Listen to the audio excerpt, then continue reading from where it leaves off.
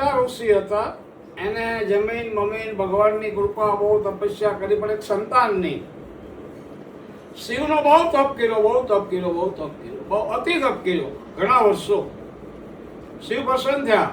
માગ એક છોકરો જોવે છે ભગવાન, કે હારો જોવે કે ખરાબ જોવે છે. હારામાં હારો એકદમ વિદ્વાન દીકરો જોવે છે, તો એની આયુષ્ય 16 વર્ષનું છે. અને ખરાબ જોતો હોય તો એની 100 વર્ષની આયુષ્ય.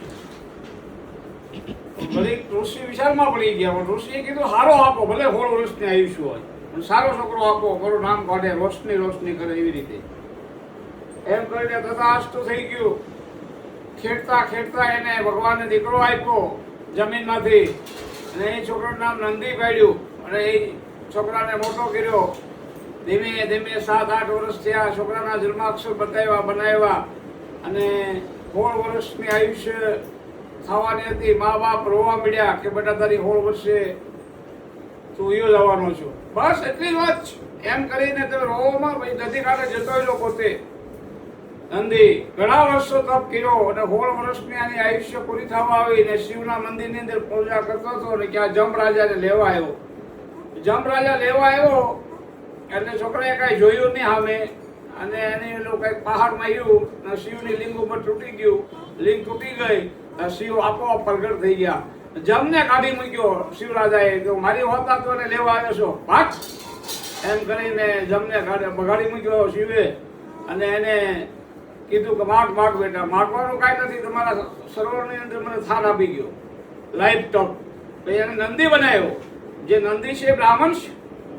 બ્રાહ્મણ છે જગતનો બાપ છે. બ્રાહ્મણ ધારે ન કરી શકે, પણ બ્રાહ્મણ બનવું હોવું જોઈએ એનામાં. બ્રાહ્મણ બનવું ન હોય તો કાંઈ ન હોય. પછી નંદીને નંદી બનાવ્યો, અને નંદીના કાનમાં તમે કોઈ બી વાત કરો તો ભગવાન શિવની સામે ડાયરી પોગી જાય. એ મારો મહાદેવ, દેવોનો દેવ શિવ. શિવ સમાન કોઈ મોટો દાતા નથી, કોઈ થશે નહીં ને થવાનો બી નહીં. આ 500 ભગવાન કાશીની અંદર ભિક્ષાટવાથી કરવા ગયા. કાશીની અંદર નગર શેઠ વાણીઓ હતો બહુ મોટો ભગવાન. કાશીની અંદર ભગવાનને મળવા ગયો બુદ્ધ ભગવાનને, કે બુદ્ધ ભગવાન મારી ત્યાં ભિક્ષા લેવા આવજો. બુદ્ધ ભગવાન કે ઠીક છે બેટા, હું ભિક્ષા લેવા આવીશ. એમ કરીને વાણીએ દૂધપાક બનાવ્યો, ફર્સ્ટ ક્લાસ, મસાલા નાખીશ. બહુ સરસ દૂધપાક બનાવ્યો વાણીએ.